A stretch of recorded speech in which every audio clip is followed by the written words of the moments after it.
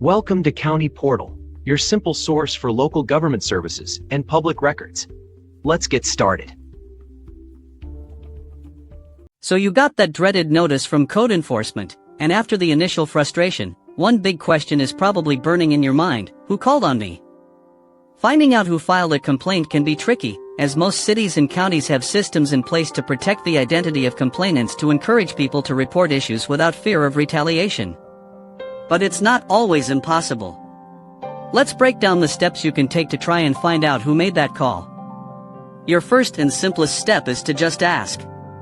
When you call the code enforcement office or the inspector listed on your notice to discuss the violation, you can politely ask if they can tell you who filed the complaint.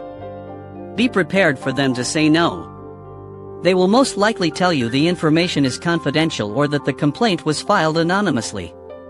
This is the most common outcome, but it costs you nothing to ask. If that doesn't work, your next and most powerful tool is a public records request. In the United States, we have the Freedom of Information Act, or FOIA, at the federal level, and similar state-level laws often called Public Records Acts or Sunshine Laws. These laws give you the right to request records from government agencies, including your local code enforcement department. You'll need to submit a formal written request. You can usually find a form or instructions on your city or county's website. Be specific in your request.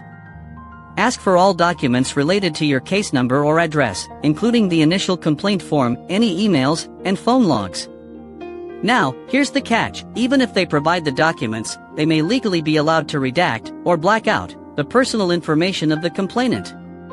Many state laws have exemptions to protect whistleblowers or people reporting violations.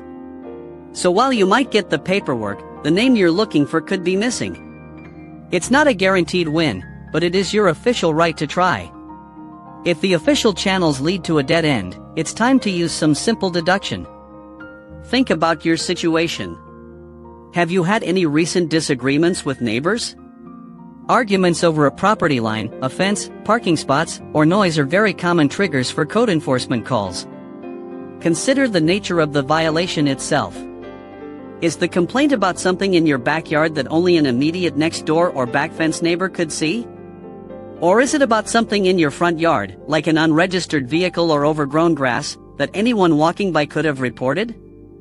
Thinking about who had the motive and the opportunity can often lead you to a likely suspect. But a word of caution here: do not use this information to start a confrontation.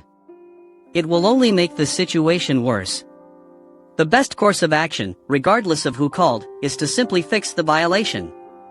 Correcting the issue is the fastest way to close the case and get code enforcement off your back. It also takes away the reason for anyone to complain about it in the future.